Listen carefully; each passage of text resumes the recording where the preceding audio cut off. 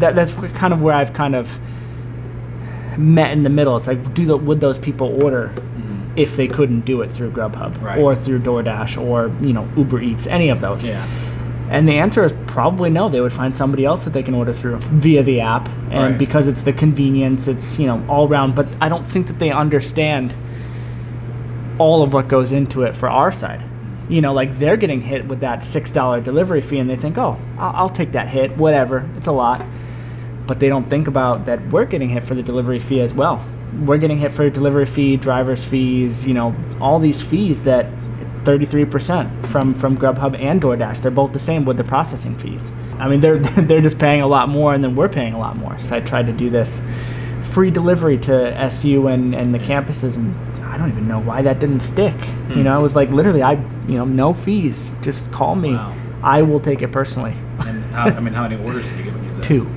Are you still do you still offer that? I just tried it in the month of October, and I got 1 in October, and then maybe 2 calls in November. Wow. That were like, oh, you still doing that? Because we were offering, we take OCMP cards, so we were like, oh, there's no way for them to do that via DoorDash and Grubhub. So I want them to be able to do that as well if their cash flow is small and they got that OCMP card.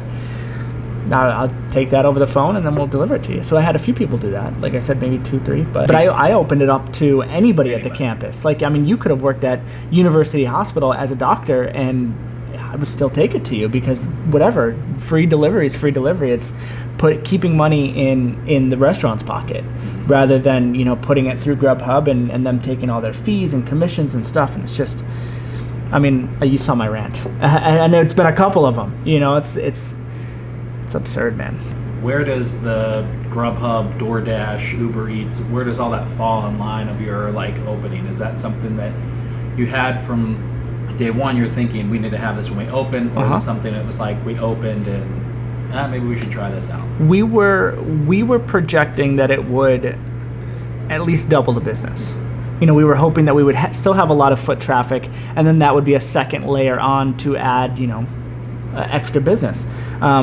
It didn't really take off that to where I kind of expected it to. I've done all the advertising through Grubhub and DoorDash. I've done $5 off your first delivery, and then that just bit me in the ass even more, because it's like, where does that $5 come from? Yeah, it comes from me. Right. It comes from my commission. It comes from the restaurant's commission. It comes from you're getting $5 off, but I'm paying that $5. So, it was good to get people in the door. I don't know how much of that stuck. What would you say is the percentage of business in a week, if you had to guesstimate, from walk-in traffic to deliveries?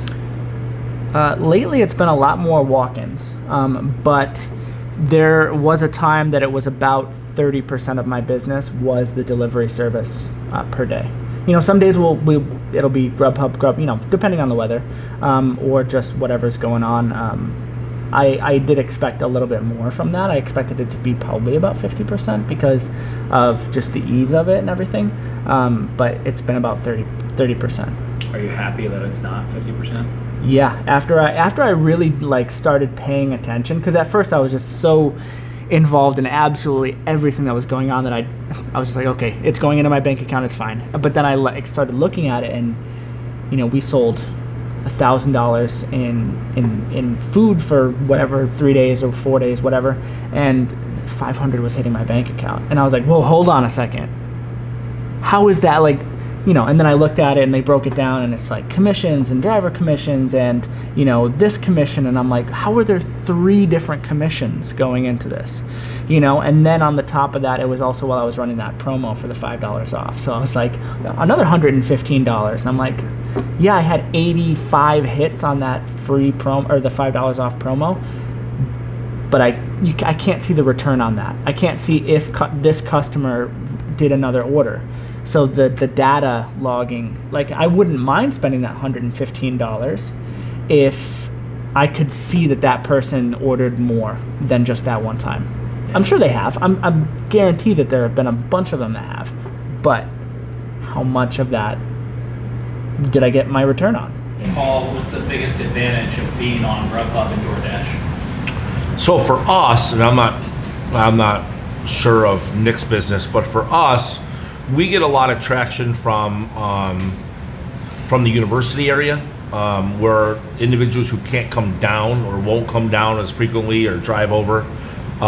So for us, I think we obtain a customer that we probably wouldn't have got in the shop, traffic-wise, and it kind of introduces ourselves to some of that market. That's the biggest advantage, I think, for us. Do you know like a rough estimate of like your average order on Grubhub for DoorDash? Yeah, so generally our average ticket on Grubhub is about $16. Usually it's a dozen, but ironically not, it's every Saturday and Sunday we get a lot of those breakfast sandwiches with coffees. And generally, I don't know about for Nick, but for us it's been like the same Grubhub individual. They're Grubhubbers. Yeah. They wouldn't call the shop and order. They just every week go through Grubhub. Not the same with you guys? We got about the same clientele, people that wouldn't typically come in, Friday night, Saturday night people, same names pop up. Do you know like an average order? Ours is a little bit more, about $31 or so. We don't get many single meals. It's usually 2 meals or more. It's the fixed costs are already there, so it's just kind of a cash flow thing. Yeah. Extra orders are extra orders. The percentages are a little high, but for us, it's another Bonus. way to get some orders. Yeah. Overall, would you say being on Grubhub has helped the restaurant for you, Paul, or do you think it's hurt? So it helps revenue. There are a couple of disadvantages, in my opinion. I'm a guy who's like really focused on the experience and reviews. Yeah.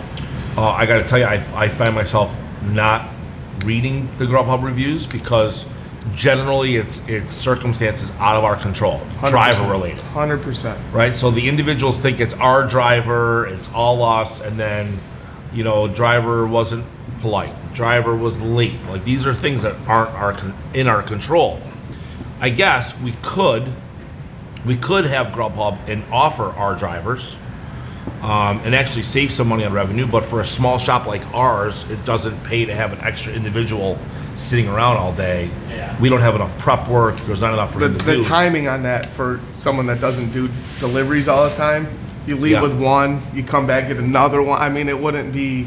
It's it not wouldn't- beneficial. Yeah. By the time he gets back, our issue with Grubhub too is the timing of the food. We can crank out food, you get it ready, it's sitting there, and it'll sit there, and it'll sit there.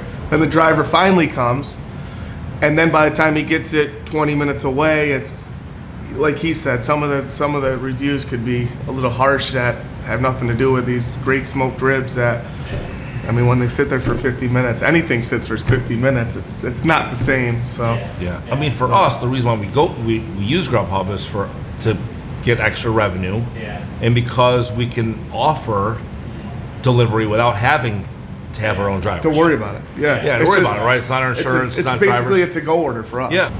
The stuff we make, you want it out to the table immediately.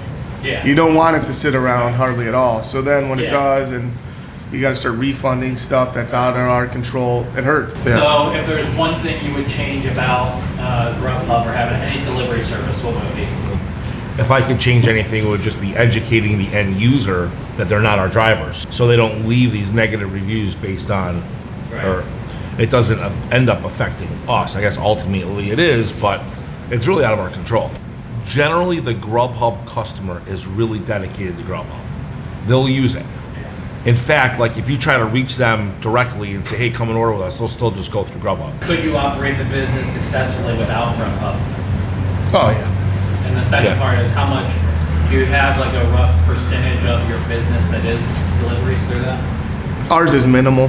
Ours is low too. Yeah, it's not. Like under It's 10? So yeah, I would say. yeah, mine too. So you'll notice at some spots, right? I won't mention some of them, but I'll give you a little Thai place. You'll notice sometimes they'll have 6 tablets. They literally have alternative names all coming into one house. Those businesses are primarily like 80% delivery. They don't have walk-ins, they're not doing anything. I think it's reversed with us. That's a bonus. Wintertime, we do more with it because we don't have where we are now, the indoor patio is pretty much closed. The outside seating's closed. Summertime, when we're rocking, we don't even have Grubhub on a lot at nighttime. Just because from the Grubhub driver coming in, trying to find a place to go with a million people inside, and then it just turns into be too much. I think Grubhub is by far the leader. Yeah. Red bags, You know, guys are somewhat more professional. But they have taken a hit Appearance-wise. since the about 3 years ago when they started in the area till now. Combined, you know, DoorDash, Uber Eats, all that other stuff, and other restaurants picking it up now. It has gone a lot south. There's way since, more options, right? Yeah, since Yeah. when we started. Yeah, But- you could get delivered from just about anybody. Anybody. In Syracuse. Yeah. Yeah, it's So- crazy. How long have you guys been on Grubhub? We started in August of 2016, Wow, so you've been on. so we've been on it for a while. Yeah, Okay. they promised a lot of things. Yeah, like what? Yeah, they said that we should be doing like, you know, up to 100 a day. And they were comparing us to pizza places, and there's no comparison with a pizza place. I mean, with the deliveries that pizza does is crazy compared to what we would do. Yeah. So realistically, I think right now we average about 60 a month. So we don't do anything great on Grubhub, but we also do DoorDash, Uber Eats, and Eat Streets. So we have 4 of them that come here. And DoorDash came in and they picked right up. They do more than Eat Streets and Uber Eats now. Uber Eats kind of died down when DoorDash came in. Do you have a favorite that you like working with of all 4? So I think DoorDash is the nicest ones. Uber Eats was the hardest to deal with. Really? Yeah, their drivers at first were just brutal. They're just rude. So we do our own Grubhub deliveries. Yeah. I was So we gonna do ask orders. Yeah. that. Yeah. So do you do that with all of them? All the Nope, orders? they're the only ones. But every Grubhub order you take? Yep. Yep. And does that save you any money by doing that? I think it saves like 10-15%. Yeah, and they didn't offer it when they first came in to do our deliveries. We had to do our own. They just had the online ordering. Like, what's been the worst part about offering delivery on those services? Mostly dealing with some of the drivers they hire. With the Grubhub, we don't deal with that, but most of it's just sometimes you get some people that want to scam you. Really? You know, oh, it didn't get here on time, it's missing this, it didn't do that, it's not hot, it's, you know, the same people that would do it to everybody else too. There's a lot out there, but most of them appreciate it. Yeah. So, and they're all repeat customers, so, So Grubhub, you do the most business through Grubhub? yeah, Yeah. yeah, right now we do. What would you say is the percentage of your business is through deliveries through those platforms versus in person? It's probably between 20-25%. Wow. And then maybe during the college seasons, it might jump up to 30 sometimes, but it stays pretty consistent with us. Like when summertime, it slows down quite a bit, but it kind of makes up for it throughout the rest of the school year. Is there a pretty general or specific area where you send most of the deliveries? I'd say a lot of it's to the university. We have, you know, some go up to OCC, Solvay area.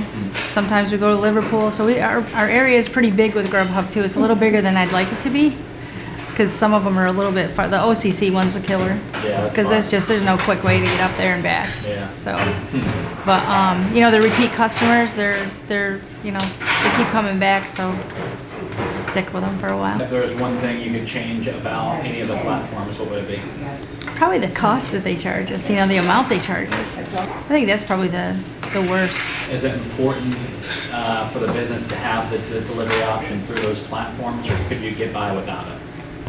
No, I don't think we'd get by without it. I mean, it brings in a pretty good chunk of business, so that you wouldn't get normally.